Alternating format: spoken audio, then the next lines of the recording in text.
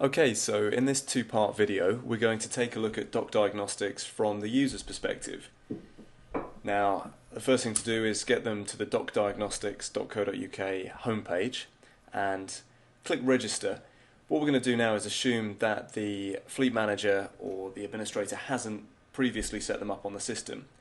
So what we get them to do is enter their license key number and click check, enter some personal details, as you will have already seen if you've had a look at the administrator tools video. So we asked them to enter their email address twice just to confirm it, and then confirm their password.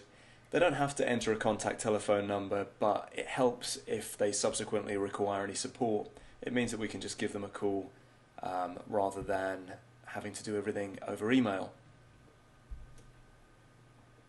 Now once they've clicked register, it will take them straight into the system.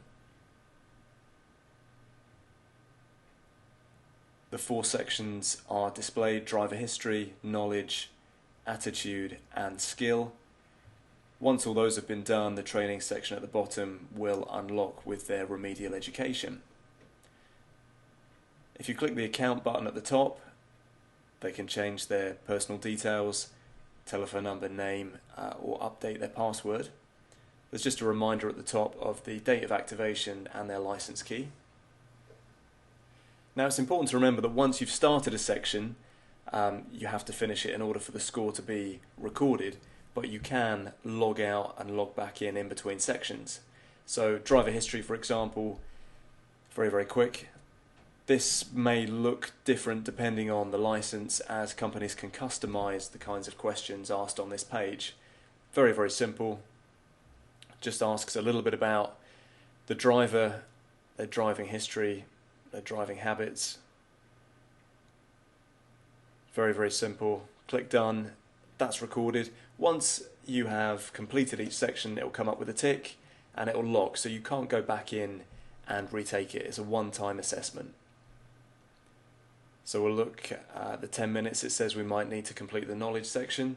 First of all, it will come up with some instructions and an example of the types of question that you'll be asked.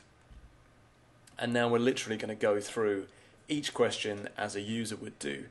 20 questions in this section.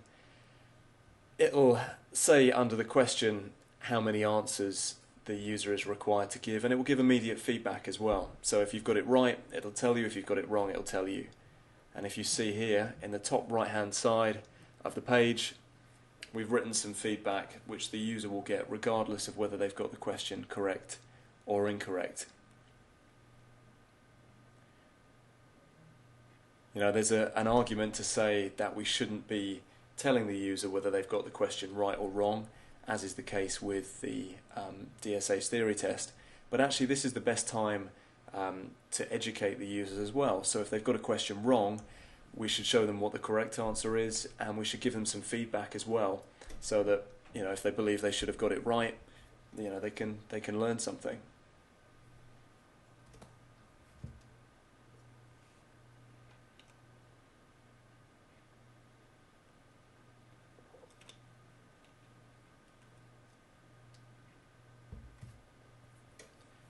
We're just going to go through all the questions here, and then at the end we'll take a look at the training that we've been given. Actually, operating behind this is 10 different areas, 2 questions being asked on each area. So for example, safety margins, there will be 2 questions about safety margins in the knowledge section. There'll be 2 questions about vulnerable road users, 2 questions about motorways, and this all helps the algorithm decide what kind of targeted remedial education that user should receive. These 20 questions come from a bank of over 200, so if you do have employees maybe sitting next to each other on computers, they won't be able to confer and give each other tips, because it's very unlikely that they'll get the same questions.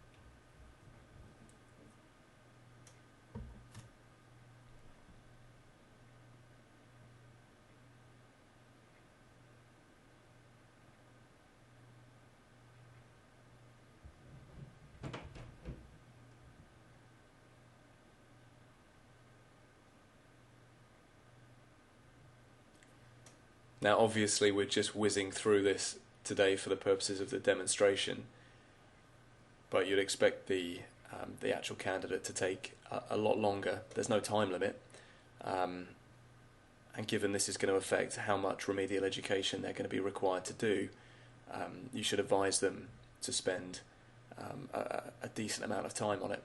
So you can see now knowledge section has come up as ticked, and that's now locked out. So you don't need to do these in order. We could jump into skill now, but we're not going to. We're going to jump straight into the attitude section.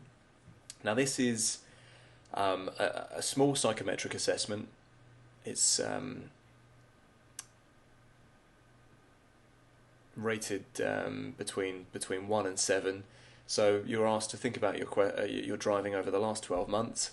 Then you're asked a question, and you should immediately put down on a scale of 1 to 7 how much you agree or disagree with the statement or with a question. There's 22 questions in this section, and they feed into a maximum of 8 remedial education modules based on different areas of attitude, such as anxiety, thrill-seeking, risk-taking, fatigue management, which for employers is absolutely critical to know in combination with the actual skill and knowledge capabilities of your employees, what they're prone to do or what their attitude makes them prone to do. If people like to keep a very full diary, they don't like to turn up late in order to impress clients or co-workers, then that could be a problem. And this is where the attitude section really comes into its own, because if you try and fool the system, there's very clear patterns that mean you will get the remedial education anyway.